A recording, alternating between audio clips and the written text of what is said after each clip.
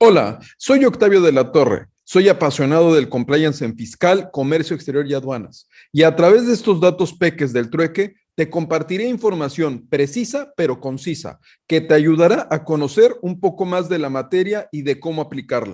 Ustedes, de acuerdo con lo que establece la OCDE, la educación financiera es el desarrollo de habilidades necesarias para tomar decisiones informadas, evaluar riesgos y oportunidades financieras para mejorar nuestro bienestar. Lo cual no solamente, fíjense bien, se va a referir al conocimiento. No solamente se refiere a eso, y me refiero al conocimiento de la existencia de diferentes servicios y productos que ofrece el mercado, sino tenemos que comprender los mecanismos de los procesos financieros para aprovechar las ventajas del sistema y hacer el mejor uso posible de nuestros recursos. Esa es parte de la finalidad de la educación financiera.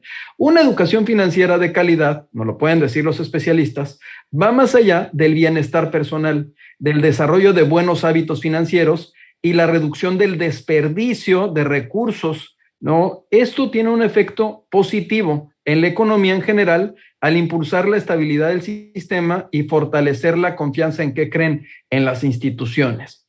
Bueno, pero si bien la inclusión financiera por sí sola no puede sacar a las personas de la pobreza, sí puede ayudarles a construir una mejor vida, apoyar a las familias cuando se enfrentan a situaciones difíciles, incluso les ayuda en algunos aspectos a reducir esa brecha para que puedan tener una mejor educación, mayores oportunidades y, por supuesto, disminuir la pobreza digamos, en algunos términos. ¿No? Esto nos ayuda también, esta educación, a apoyar a las familias a que enfrenten ciertas situaciones que pudiéramos considerarlas difíciles. Nos permite, por supuesto, a los pequeños emprendedores que invirtamos en nuestros negocios, que generemos empleos y de tal manera que fomentemos el crecimiento de forma firme e inclusiva en la sociedad y en la economía. Bueno, entonces, obviamente estos servicios no se pueden prestar a través de vías tradicionales, como todos conocemos, como son los bancos, o cada vez de manera más frecuente lo podemos transmitir, lo podemos implementar o utilizar a través de plataformas digitales. Ante las restricciones que hemos vivido de movilidad y que está sufriendo actualmente en algunos estados de la República, incluso en algunos países, pues la pandemia ha demandado que estos servicios se enfoquen en otras opciones vinculadas con la tecnología como es el pago electrónico, el dinero móvil e incluso que implementemos estrategias digitales que nos ayuden a superar el reto y que logremos a través de esas plataformas digitales e implementación tecnológica, pues conocer y sobre todo exigir la protección de nuestros datos como usuarios. La ciberseguridad, ¿no? Esto es un tema que se encuentra en boga, ¿no? Y nos da una gran oportunidad en términos de continuidad de negocio para que podamos implementarlo de manera asertiva. Esta era post-pandemia, ¿no? Es aún más relevante que cualquier otra y las preocupaciones se han venido transformando. La educación financiera va a ser vital, es uno de los pilares fundamentales para que podamos sacar adelante nuestros negocios y nuestras actividades. Y ahí tenemos nosotros que comenzar con los más jóvenes en nuestras familias. Nuestro país no tiene una enorme brecha de inclusión financiera. Hay países, por ejemplo, como Kenia, en el cual el porcentaje de adultos que tiene acceso a una cuenta en alguna institución financiera, fíjense bien, es del 84.8%, pero en México la cifra apenas llega al 36.9%. Para World Compliance Association, por supuesto que es un gusto poder participar en esta 9ª edición de la Semana de Educación Financiera Integral para Mexicanos en el Exterior, en donde buscaré en esta charla brindarles a ustedes herramientas que les generen algún esquema de inclusión con una visión integral en materia de cumplimiento ético y, por supuesto, de inclusión de género que faciliten la toma de decisiones para la planeación del futuro de todos los que nos están escuchando. Y aquí, en cuanto a la introducción que les estaba dando, me pidió Carlos que les preparara 10 tips para que las pymes se beneficien del TEMEC. Pero antes de entrar al punto de las pymes, pues considero que es importante reflexionar de qué forma se están transformando las ocupaciones en el mundo. Recientemente se generó un estudio por parte de la Universidad de Oxford, en donde se establecía que el desarrollo de la robótica y la inteligencia artificial transformaría las profesiones y las ocupaciones. Se aplicó la metodología desarrollada por el programa Oxford Martin sobre tecnología y empleo de esta Universidad de Oxford. El Banco Mundial, utilizando las fórmulas que se generaron en esta metodología, genera una estimación del porcentaje de ocupación en Estados Unidos que será suplido o sustituido por el uso de robots o la automatización de procesos. Y los resultados fueron alarmantes, y estoy hablando que esta metodología y este estudio data del 2013. Se establece que aproximadamente el 47% del total de la fuerza laboral en Estados Unidos sería sustituida o suplida o sufriría una transformación con el empleo de inteligencia artificial en Estados Unidos. Y en el caso de México, se establece que el 59% de las ocupaciones tradicionales que estamos desarrollando va a ser suplida o transformada a través del empleo de la automatización y de la robótica. Particularmente va a estar enfocada esta transformación en el área de los servicios. Esto, claro, se preveía antes de que se llevara a cabo y antes de que sufriéramos esta guerra como es la pandemia.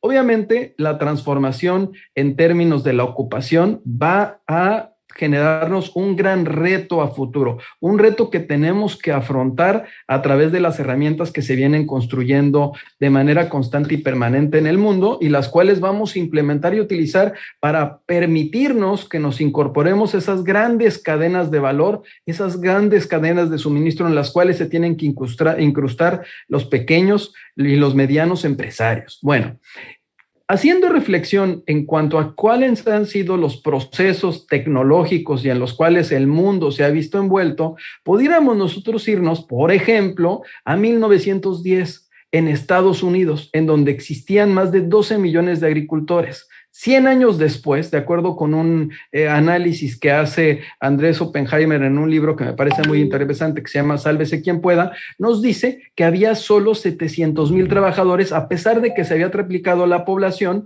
en ese país y a pesar de que las necesidades alimentarias se habían implementado. ¿Qué había sucedido en este tiempo? Bueno, pues que se había transformado la manera en la que se estaban integrando los valores agregados y en la forma en la que se estaba transformando la producción.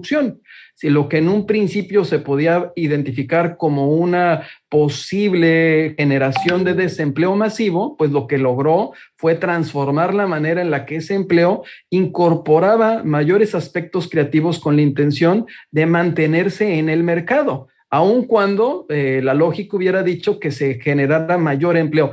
Y así tenemos varios ejemplos a los cuales nosotros vamos a tener que atender. Por ejemplo, el tema y el posicionamiento del Internet en tan solo 7 años, ¿no? Recordemos que cuando se da el kickoff del uso del Internet, en 7 años, ¿no? Estados Unidos y el mundo logra difundir el empleo de esta herramienta que estamos utilizando en este momento a través de redes sociales, lo que, fíjense bien, en el siglo VIII, al ser humano tardó casi 119 años en esparcir las máquinas de tejer en la Europa occidental. Es decir, el uso de las plataformas digitales y de este tipo de tecnología nos está haciendo que transformemos de manera más acelerada las decisiones y las actividades que nosotros podemos implementar.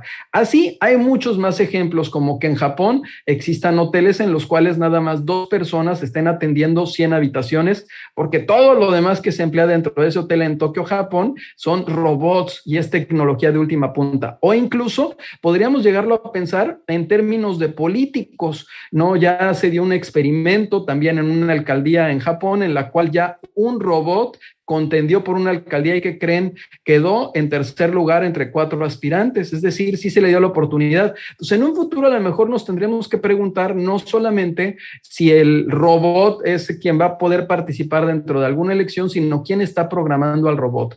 La campaña que implementa este robot estaba vinculada con que iba a tomar decisiones todavía más racionales en cuanto a cuáles eran las mejores políticas que se podían implementar. Y es interesante que sí lograra, ¿no?, en algún aspecto, pues un espacio importante en votos a favor de este robot. Todo esto se los pongo porque es la forma en la que se están transformando las ocupaciones y es algo que nuestros connacionales deben de conocer para saber en qué van a implementar, qué negocios van a establecer establecer, de qué manera van a desarrollar sus estudios, hacia dónde van a orientar todo lo que son sus esfuerzos. Bueno, pues esta oportunidad para México es importante, Carlos. Te voy a decir por qué. Porque fíjate que en México se establece que contamos con 80.6 millones de usuarios de Internet y 86.5 millones de usuarios de teléfonos celulares, de acuerdo con el INEGI, con esta encuesta nacional sobre disponibilidad y uso de tecnologías de la información en los hogares del 2019. El 76.6% de la población urbana es usuaria del Internet, mientras que en las zonas rurales el porcentaje llega a 47.7%. En los hogares de nuestro país, el 44.3% dispone de computadora, de acuerdo con un estudio de la Asociación Mexicana de Internet y otros documentos que ha publicado el INEGI. Es decir, el empleo de la tecnología puede ayudarnos a que nosotros superemos varias condiciones en las cuales tenemos una distancia muy grande con los países desarrollados. Nosotros, como un país emergente o en proceso de desarrollo, bueno, el empleo de esa información, de todo lo que podemos tener a la mano a través de estas plataformas digitales, nos puede ayudar a superar con creces la situación que estamos viviendo. Y es aquí donde tendríamos nosotros que pensar cuál es el contexto de las pymes en nuestro entorno. Mientras que en Estados Unidos se establece que existen aproximadamente 30 millones de pymes, ese mercado en ese país representa el 53% de su fuerza laboral y aporta el 44% del PIB. Obviamente, haciendo un comparativo entre las pymes, lo que refleja una pyme en Estados Unidos y Canadá, con una pyme mexicana, pues hay una asimetría muy grande en términos de recursos, no digo oportunidades, estoy hablando en términos de recursos económicos, porque las oportunidades, con la reflexión que estoy tratando de dejarles a ustedes en la mente, las podemos obtener a través del uso de estas plataformas digitales. En México se establece que actualmente, dice el INEGI, en nuestro país contamos con 4.230.745 establecimientos y un personal ocupado de 21.576.358 personas, de las cuales, fíjense bien, a todos los que son los cónsules, y creo, intuyo la importancia de la charla dirigida a las pymes. 3.956.015 son microempresas, 128.340 son pequeñas empresas, 48.238 son medianas empresas, 98.152 son grandes empresas. Nosotros, ante el SAT, con los datos que acaba de proporcionar la doctora Raquel Buenrostro, a quien le mando un saludo, tenemos más de 79 millones de registros federales de contribuyentes registrados entre personas físicas, que son asalariados y con actividad empresarial, y personas morales, dentro de los cuales están los grandes contribuyentes o las grandes empresas. Esto nos invita, obviamente, y nos dice, nos da como dato que, bueno, el mercado que genera el Producto Interno Bruto en México, pues está profundamente vinculado con las empresas micropymes, las medianas y, bueno, las grandes no ocupan un espacio muy grande en número,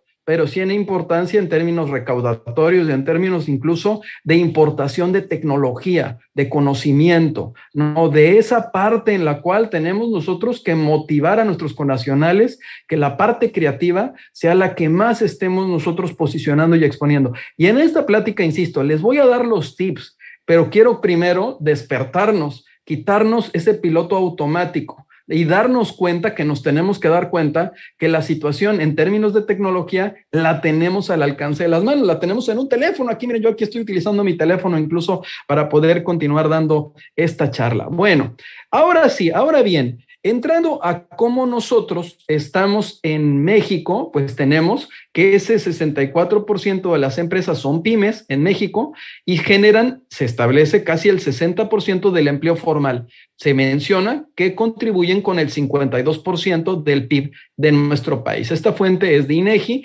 Habría que checar algunos datos más actualizados, porque obviamente, bueno, con la pandemia, pues sí, efectivamente hubo un desgaste muy interesante y desafortunado en este sector tan importante de la formalidad, ¿no? Ese sector que es el que contribuye distribuye, el que hace los negocios, el que está en el changarrito, el que vende en la barrotería, el que tiene la farmacia, el que tiene el expendio de estos tacos que me encantan de la Ciudad de México, de tacos sudados, o de los de trompo ahí para nuestros connacionales, o que vende, no sé, las guajolotas. O sea, ese sector que está no en la informalidad, porque también hay que atender a la razón. Hay una parte de la informalidad que no es informalidad, vamos a pensar que es una formalidad que se encuentra en las vías públicas ofreciendo un servicio o un producto, pero que puede estar fiscalizable y que puede contribuir al gasto público de nuestro país, que incluso, recordemos, de acuerdo con la Constitución, es una obligación de cualquier ciudadano contribuir a ese gasto público. Eso forma parte de los temas de integridad empresarial, ¿no? Forma parte del aportar a México un poquito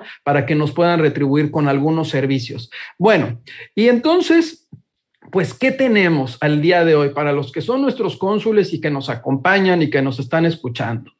El gobierno mexicano, desde la década de los 90, comenzó a construir una política volcada al libre comercio, volcada a la exportación. ¿Qué trató de conseguirnos? Algunos canales en los cuales nosotros tuviéramos mayores consumidores de nuestros productos. Para ello, inició varias negociaciones. La que todo mundo conocemos y que es la más famosa, pues es la del Telecán, ¿no? El NAFTA, por su acrónimo en inglés, o ALENA, por su acrónimo en francés. Esa fue la negociación más famosa. Pero México, años antes, ya se había incorporado a esa ruta de libre comercio con su entrada al ADI, incluso con la suscripción del GATT, que bueno, que es un acuerdo multilateral muy importante en términos de libre comercio.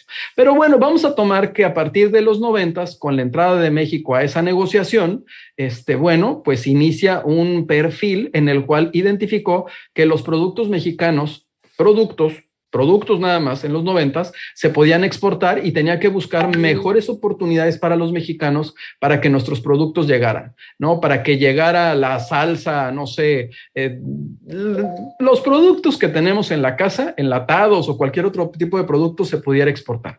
De ahí se construyeron 13 tratados de libre comercio que al día de hoy se encuentran vigentes con 52 países, de los cuales 2 falta que todavía ratifiquen en sus congresos o en sus parlamentos su incorporación. Es decir, tenemos 13 tratados con 52 países, pero nada más están vigentes con 50. Como ustedes podrán ver, la posición geográfica que ocupa México para efectos de ese mercado de consumo, pues es una posición privilegiada. O sea, sí somos el ombligo del mundo, somos el hub logístico de la transformación sustancial. De ahí que gran parte de los recursos y de las inversiones hayan llegado a nuestro país con la intención de ¿qué?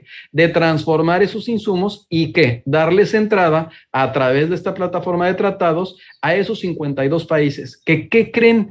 Esos 52 países representan el 70% de la riqueza del mundo y representan una plataforma de acceso a mercado de más de 1.100 millones de consumidores. La población de China, nada más que obvio, ¿no? O sea, dicen que si China brincaran todos al mismo tiempo sus ciudadanos, el mundo se movería. Bueno, porque tienen más de 1.100 millones de habitantes ellos solos, ¿no? Ahí no hemos entrado con un acuerdo. Bueno, he de decir algo, muchos no lo saben, pero hay un acuerdo, un tratado internacional, hay un acuerdo comercial con China vigente que data de los 70, que firma Luis Echeverría en Pekín, y el cual se encuentra vigente y se va renovando automáticamente. Lo que pasa es que no lo usamos, pero hay los cónsules que les ayuden, porque fíjense, la Secretaría de Relaciones Exteriores tiene una página maravillosa en donde están todos los tratados internacionales que ha firmado México consignados, que son más de 280, y ahí pueden consultar uno por uno y van a encontrar ese que les digo con China, porque también tenemos acuerdo con China, nada más que no es una zona libre de comercio, no es un tratado internacional, un tratado de libre comercio, sí es un tratado internacional. Bueno, pero no me quiero detener en esto porque sería tema de otra charla, ¿no? Entonces, hay esta red de tratados, bueno, pues nos permite apoyar a los nacionales para que puedan hacer negocios en cualquier lugar. Pero hoy nos vamos a enfocar en el TEMEC. ¿Por qué en el TEMEC? Porque pues el lugar al que todo mundo le queremos enviar nuestros productos para que los consuman, pues es a Estados Unidos y Canadá. Es un país altamente consumidor. Nada más nosotros 3 en términos comerciales representamos más del 26% del comercio mundial. Nosotros tres, entre nosotros tres solitos, 26%, imagínense, ¿no? De un 100% que sería la totalidad de los 194. ¿Cuál es el posicionamiento de México en términos de libre comercio y la red de tratados que tenemos actualmente? Ahora, pero ¿qué nos dice el TEMEC en cuanto al capítulo de las pymes? ¿Qué encontramos en el TEMEC? Los capítulos del tratado, que son 34, algunos de ellos son transversales, es decir, se encuentran vinculados y tienen alguna relación en algún punto con los demás capítulos. Particularmente el del pymes, pues es transversal con todos esos capítulos que les pongo aquí. Cada uno es el título de un capítulo consignado dentro del tratado. En cada uno de ellos ustedes o van a encontrar una referencia o van a encontrar que estaría vinculado con este sector tan importante. Cuando se da el kickoff de la negociación del Telecanal TEMEC, tuve la oportunidad de estar presente en el kickoff y escuchar tanto al secretario Guajardo como al el representante de Comercio de Estados Unidos, Robert Lighthizer, como a la ministra de Economía de Canadá, Cristina Freeland. Y particularmente, Cristina Freeland establecía que era importante incorporar a las cadenas de suministro y cadenas de valor a las pymes, que eran el motor de sus países, y que durante los 23 años que había estado vigente el tratado a la fecha de negociación, el tratado no había cumplido con la expectativa que se requería, no incorporaba esa visión. Y también, adicionalmente, los otros ministros mencionaron que era necesario que también se incorporaran otras disciplinas vinculadas con la inclusión, la eliminación del trabajo forzoso y, por supuesto, la implementación tecnológica impulsando los servicios, porque nuestro tratado original pues no tenía toda esa fortaleza en el aspecto de los servicios. Los servicios como tal se fueron procesando con una velocidad distinta en la segunda parte de la década de los 90. Y aquí el capítulo 25, que es el de pymes, pues aborda distintos temas en donde algunos de ellos son cruciales para las economías de los tres países para mantener el dinamismo y la competitividad comercial. Por ejemplo, el capítulo de pymes establece la creación de un comité de pymes para identificar áreas de oportunidad, para promover la cooperación, analizar las mejores prácticas, dar apoyo y asistencia a las pymes exportadoras. Es decir, no nada más es suficiente que estableciera yo un capítulo y dijera que a todo el mundo le vaya bien. No, lo que se previó fue que el TEMEC estuviera vivo de manera permanente y que pudiéramos estar mejorando el capítulo a través de reglamentaciones uniformes. Este grupo de comité que se está reuniendo, que de hecho ya se reunió, se encarga de desarrollar y promover seminarios, asesoramiento a la exportación, convocar un diálogo trilateral. Es decir, por ejemplo, esta reunión que estamos teniendo no forma parte de lo que se está previendo dentro del TEMEC. Estamos dando un seminario a través de el impulso que le da el gobierno federal con la Cancillería. Es de una u otra manera estamos cumpliendo con el propósito, pero ese comité de manera organizada y ordenada lo va a hacer desde la visión pública. También hay una serie de obligaciones en el tratado que benefician a las pymes. Por ejemplo, ¿qué beneficios tenemos?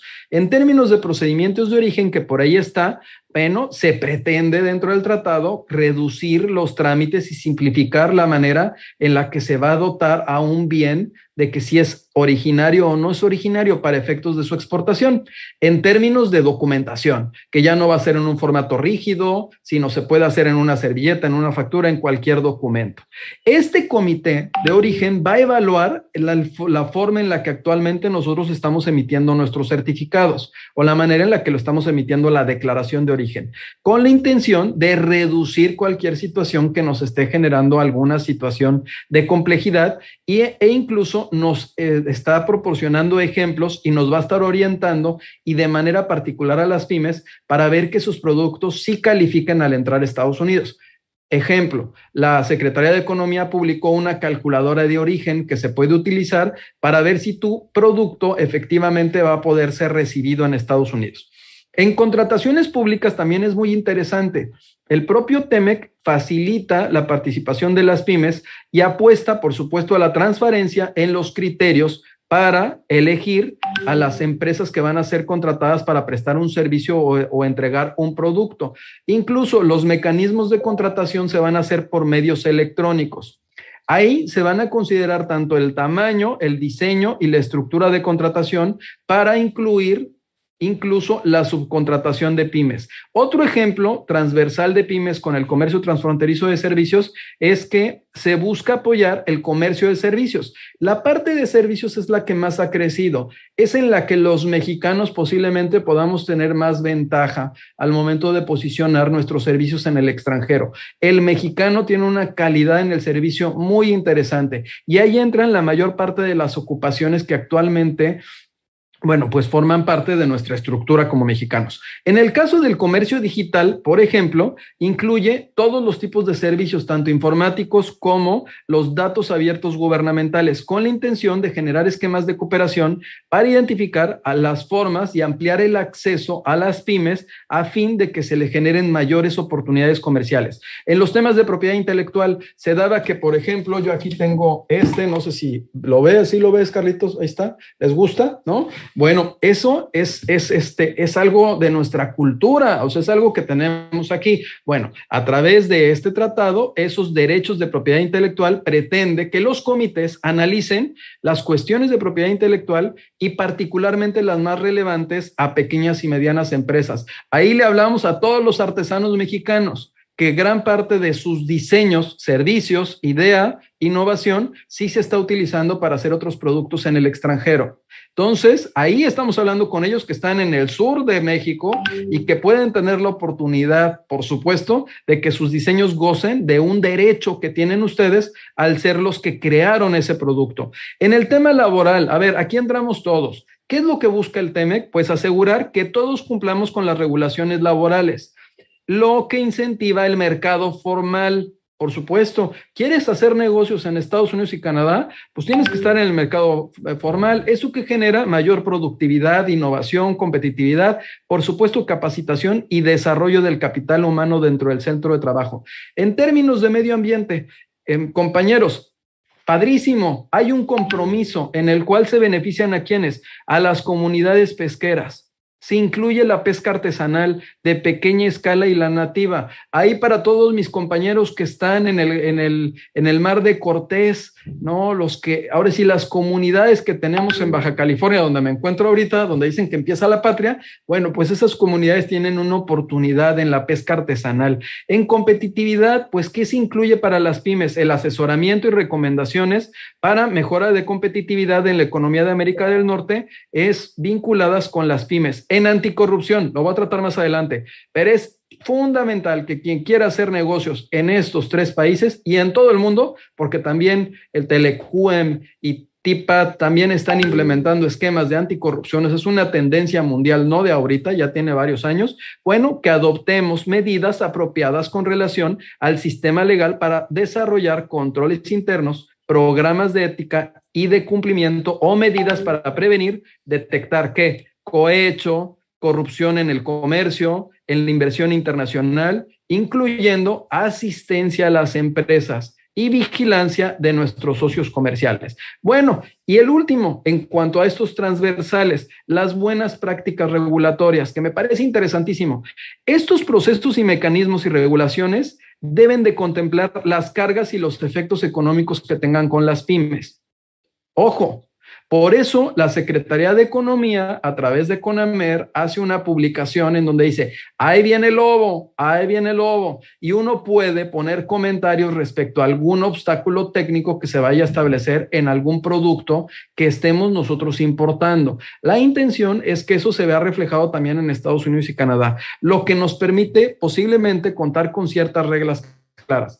Todo esto que les dije, ¿qué creen? Está al alcance de un teléfono, lo tienen al alcance de un smartphone. Los 80 millones de mexicanos pueden acceder a toda esta información a través de las plataformas digitales. Y aquí, si me lo permite, Carlos, bueno, les quiero compartir, por supuesto, 13, creo que sí son los tips. Les voy a decir, son los tips, sí. Les voy a compartir 13 tips, son 13 recomendaciones.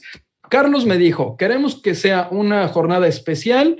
Bueno, pues le pedimos a los que escribieron la Biblia, a los que negociaron el TEMEC en la primera parte, los que estuvieron en la negociación de este y de los otros tratados en modernización, que les dieran algunas recomendaciones cortas para que después yo cierre con los tips para las pymes. Entonces, por favor, escúchenlo porque está bien interesante y cada uno de ellos es especialista en el capítulo que les está dando la sugerencia y recomendación. El día de hoy les voy a confesar que estoy muy emocionada. Tengo a 5 negociadores y una pieza clave que fue el coordinador del cuarto de junta. Les voy a dar 3 tips que creo que son muy importantes para la entrada en vigor para las empresas. Entonces, la recomendación 1 es: empresas busquen, asegúrense de que están cumpliendo con la reforma laboral de México. Si están cumpliendo con la reforma laboral en México, van a cumplir con el USMCA.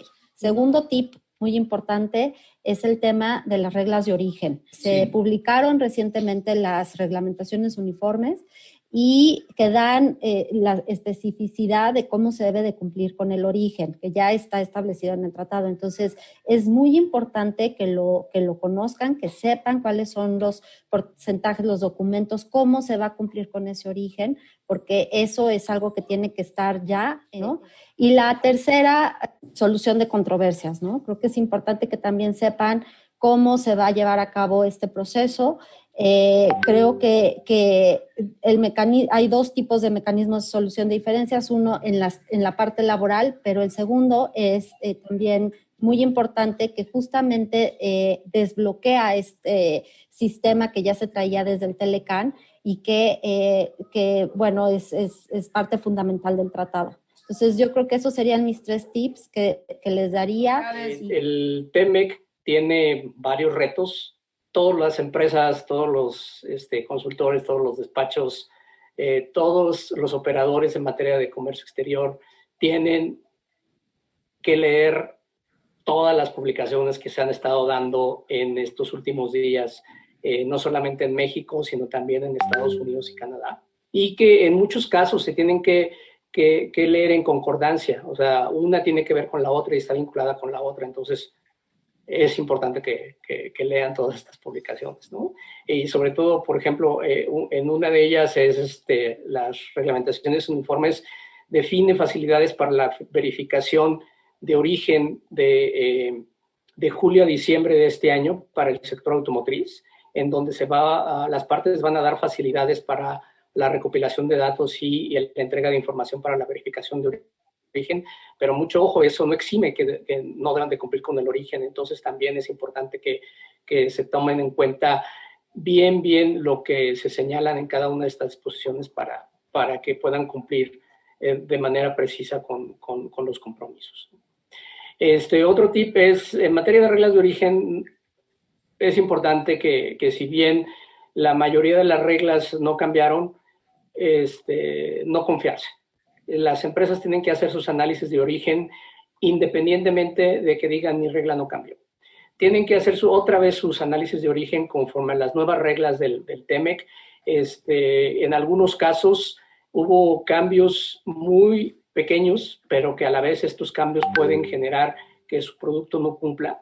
O bien, al revés, en estos momentos su producto no cumple, pero hay flexibilidades como en el de minimis, como en el de juegos y surtidos, que permiten que ya mercancías puedan cumplir el origen bajo el TEMEC y puedan gozar de las preferencias arancelarias. Entonces, es importante que vuelvan a revisar las reglas de origen correspondientes y vuelvan a hacer sus análisis de origen para determinar el cumplimiento de las mismas. Independientemente del texto extraño que queda en el TEMEC sobre energía, el gran plus de esa negociación al final del día es que capturas de manera indirecta los resultados del TPP, ¿no? O sea, lo mejor del TEMEC en materia energética es que traes el TPP a la aplicación entre América del Norte, ¿no? Tienes que tener esa claridad de que sí hay compromisos para los países al amparo de la reforma energética para Estados Unidos y para Canadá, y que están capturados en las reservas de los países en TPP. Entonces hay que leerlos con mucha atención para entender qué es lo que se puede hacer y qué es lo que no se puede hacer, ¿no?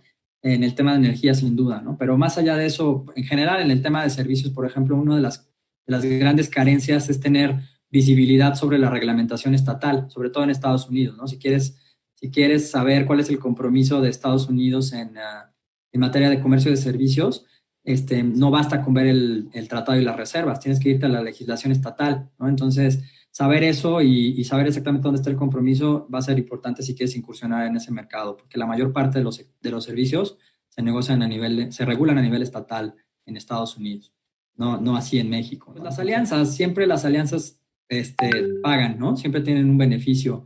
Ya lo vimos en las negociaciones donde varios ejemplos de alianzas entre el sector privado de los 3 países arrojaba textos que beneficiaban a todos, ¿no? En un espíritu más regional.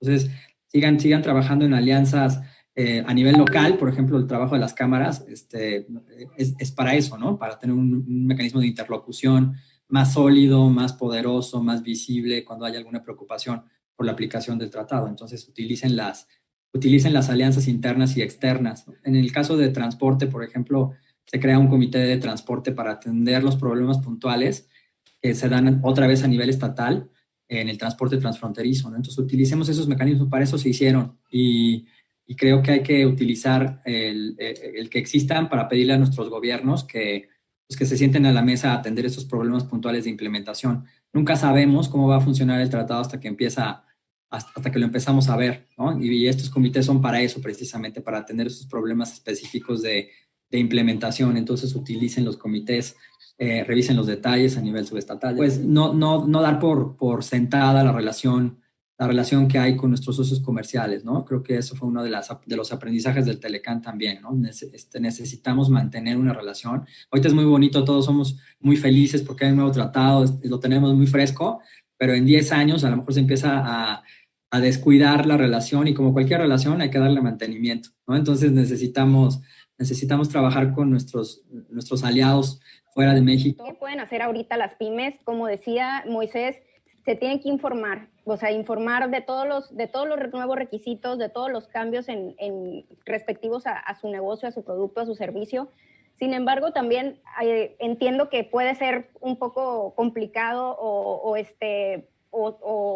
que no sea tan entendible el lenguaje técnico que se usa en los documentos. Pero creo que ahorita hay mucho material, se dio un enfoque mediático muy grande y hay muchas oportunidades de conocer el tratado y su contenido de acuerdo a webinars. Me parece que aquí en Hagamos un Trueque hay un seminario. También está la página de Secretaría de Economía que contiene tanto las fichas técnicas que hicimos a la hora de la firma del tratado en el 2018, y también se tiene un reporte TEMEC que explica los capítulos. El incumplimiento en el capítulo de anticorrupción en el TEMEC implica una posible sanción comercial.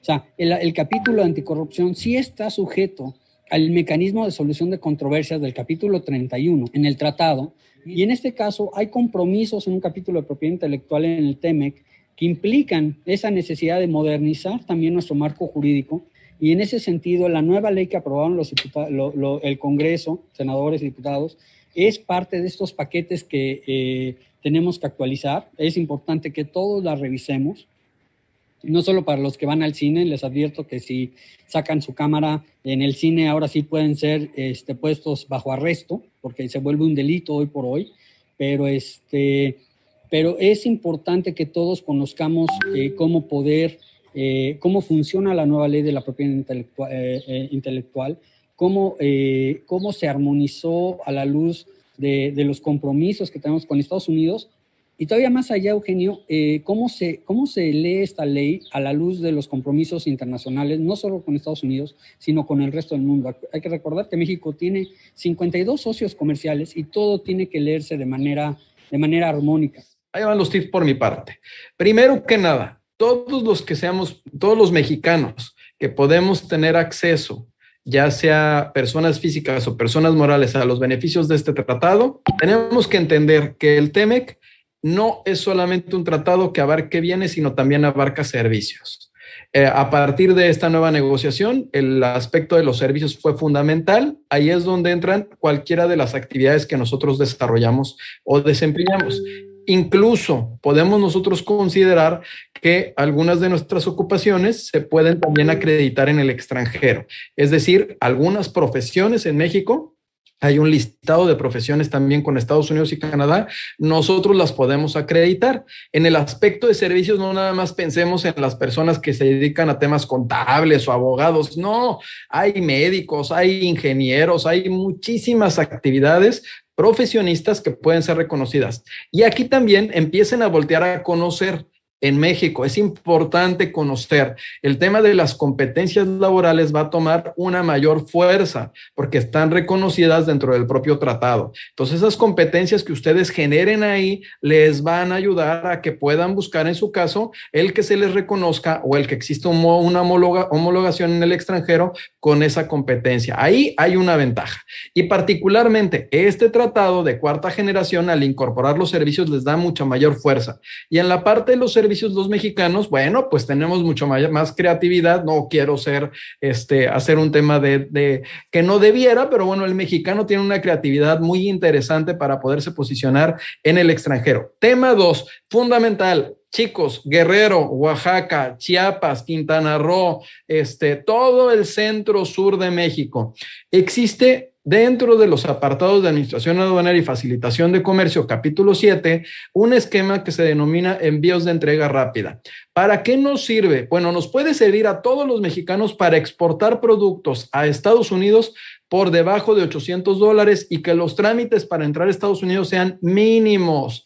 ¿Qué ha hecho este esquema de envíos de entrega rápida? Ha detonado en la frontera una gran inversión en términos de almacenes. ¿Para qué? Para generar depósitos donde se guardan productos que se exportan al menudeo de Estados Unidos, comercio electrónico, plataformas, Amazon, oye, quiero 5, y si están por debajo de esos $800, los productos se pueden enviar y los pueden enviar ustedes por los servicios de paquetería y de mensajería que existen actualmente y lo pueden entregar en el extranjero.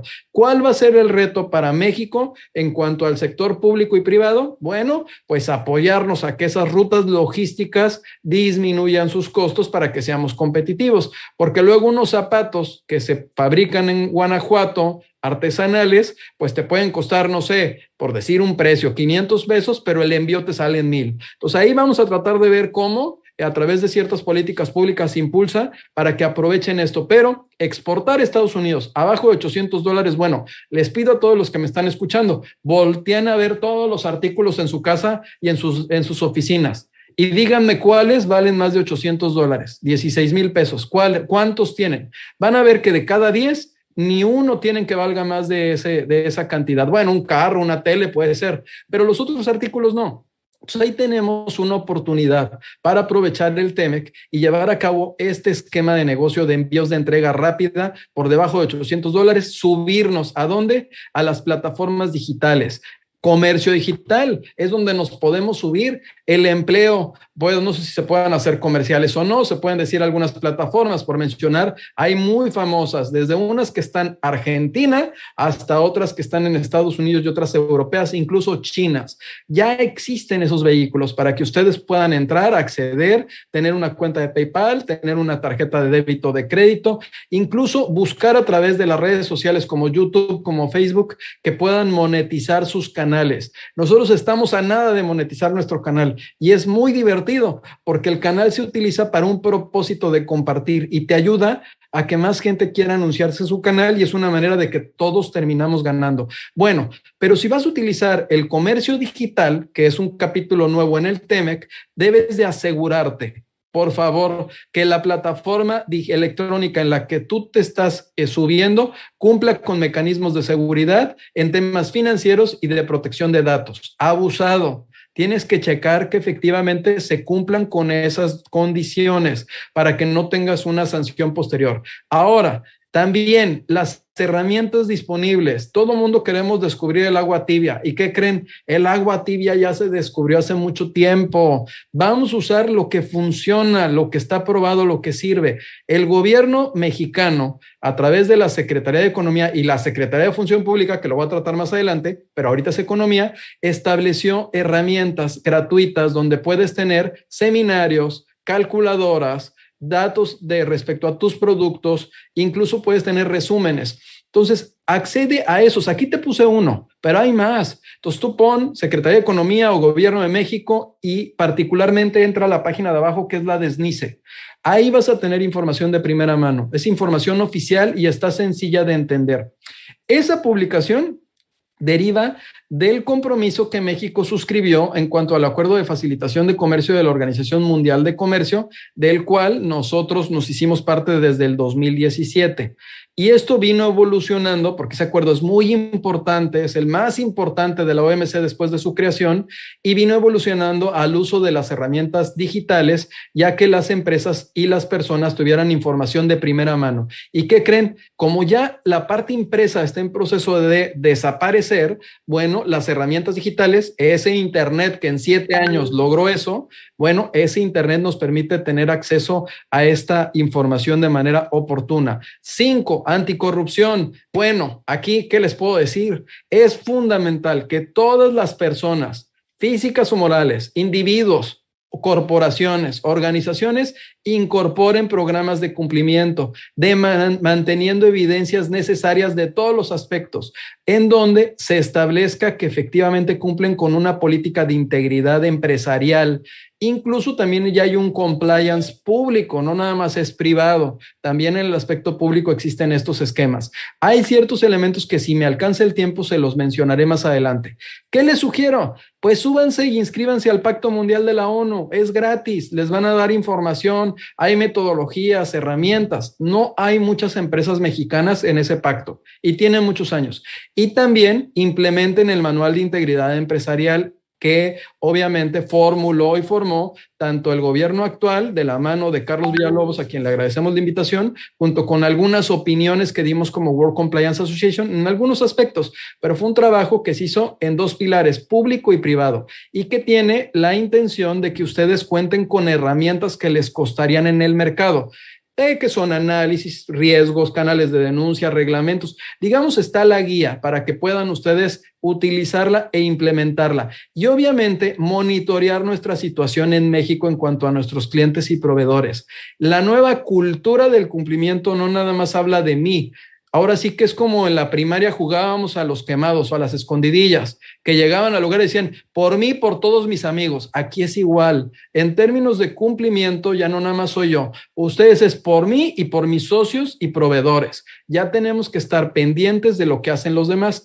Van a decir, hay más cosas que hacer. No, te ayuda. Si tú tienes socios confiables que estén bajo este esquema, reduces costos, mejoras tu productividad, tienes mejores tiempos de entrega. Eres una empresa más responsable. De verdad, tienen bondades. No te das cuenta hasta que te das cuenta. Por eso decía que necesitaba que cambiáramos ese chip que tenemos y lo pongamos en otro nivel, que sí podemos. Ya vieron que Checo Pérez ganó la Fórmula 1. Por supuesto que ponemos, que nos pongan a nosotros que nos pongan el carro, que conductores tenemos buenos, y aquí hay muchos que nos están escuchando.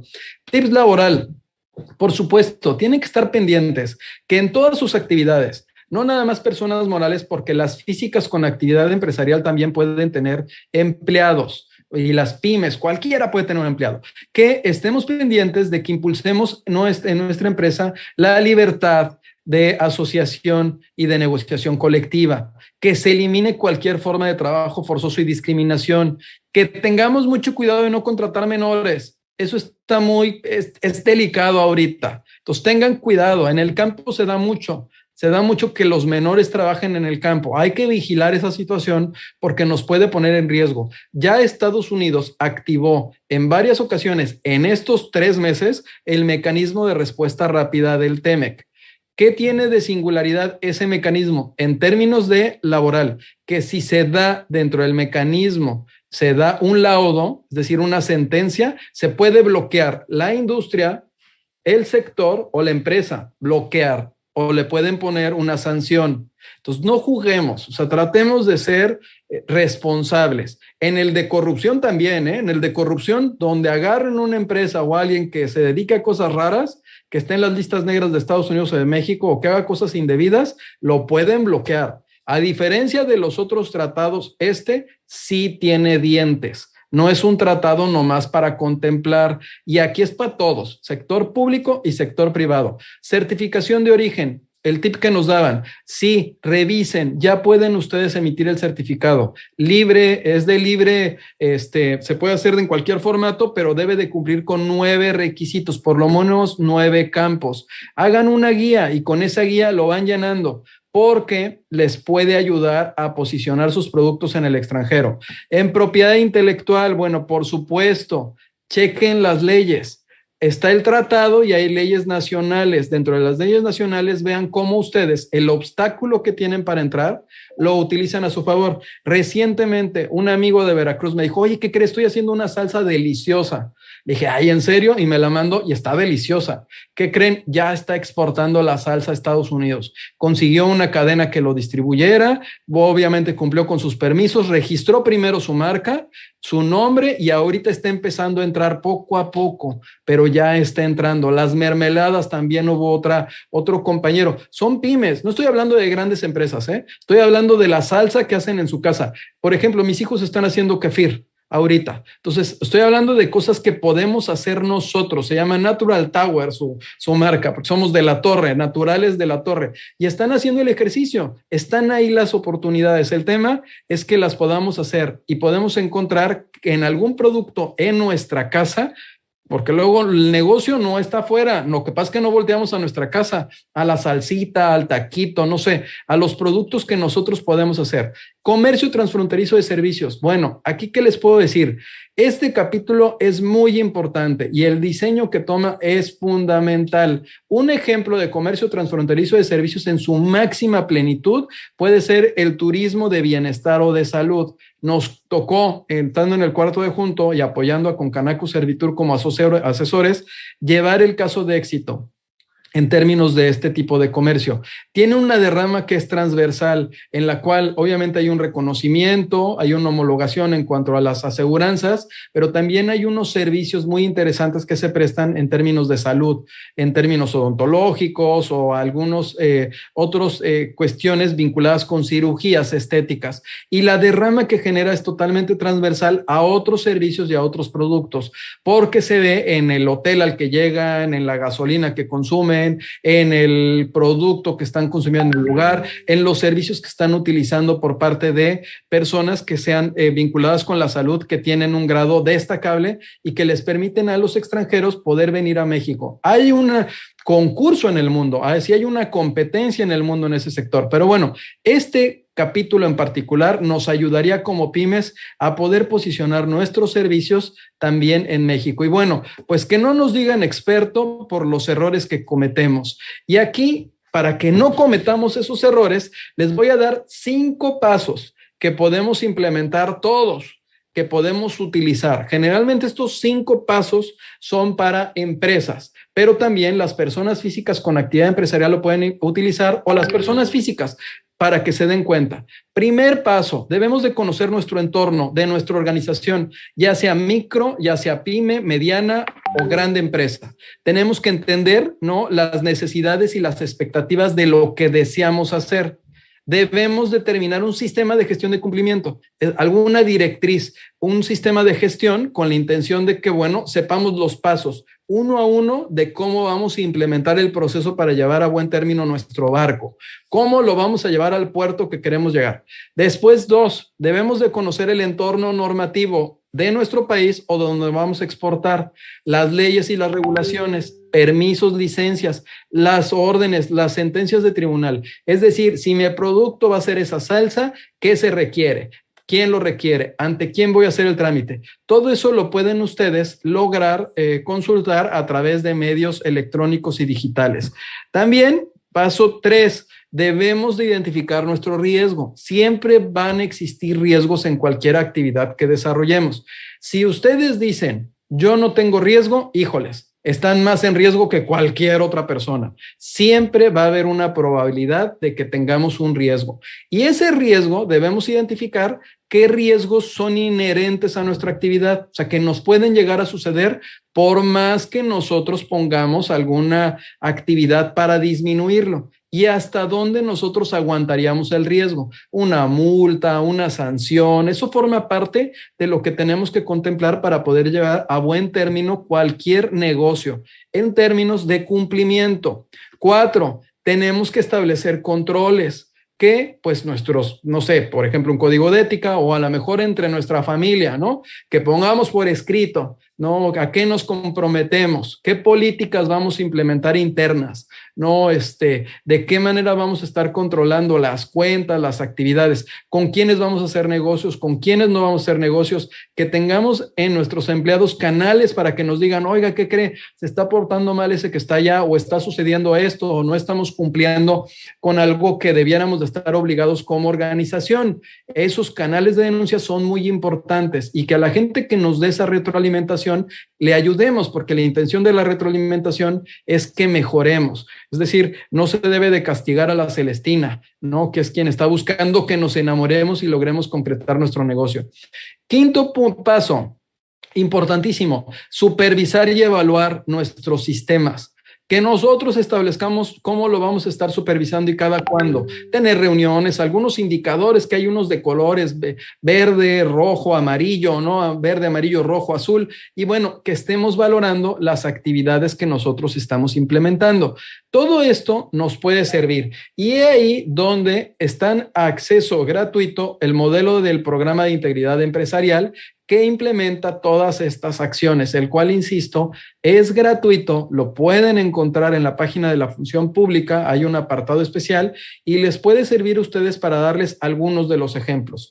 Bueno, pues Carlos, hasta aquí. Así es, doctor Octavio, muchas gracias por la participación, muchas gracias por esta presentación. Nos gustaría que nos la pudieras compartir para poderla hacer llegar a muchas de las personas que están conectadas y que nos la han pedido. Yo quiero tocar 2 puntos muy importantes que tú mencionaste y que justo en este inicio de semana se presta para poderlo mencionar.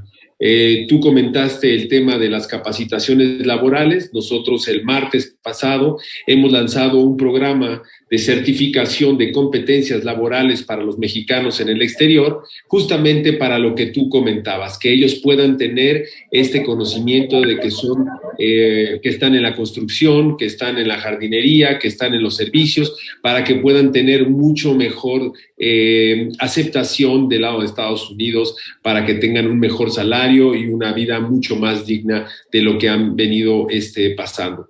Y por el otro lado, algo muy padre también que me quedo es de tu plática, es el área de oportunidad para todas las empresas de los connacionales en Estados Unidos. Es decir, si tenemos por acá mexicanos o familiares de connacionales que están allá y quieren hacer negocio, pues es una muy buena oportunidad para poderse poner en contacto a través de ustedes o de nosotros del instituto para que podamos vincularlos, porque hay mucha oportunidad de hacer negocio, de hacerlo bien, de hacerlo transparente y hacerlo con buenas prácticas. Entonces, muchas gracias, Octavio. Queda increíble lo que hemos estado iniciando. Muchas de las personas y las empresas que nos están viendo tienen una gran área de oportunidad. Es el momento de poder participar en la entrada en vigor de este Tratado de Libre Comercio. Para nuestros connacionales hay mucha oportunidad y creo que es un muy buen momento. Adelante. Gracias por acompañarme al Dato Peque del Trueque. Recuerda que todos los días, de lunes a jueves, tenemos a través de Hagamos un Trueque los Datos Peques en vivo. También te invito a seguirme y mandarme comentarios a través de LinkedIn, Twitter, Facebook y Telegram. Recuerda que a través de cumplir con integridad en fiscal, comercio exterior y aduanas, podemos hacer un país mejor.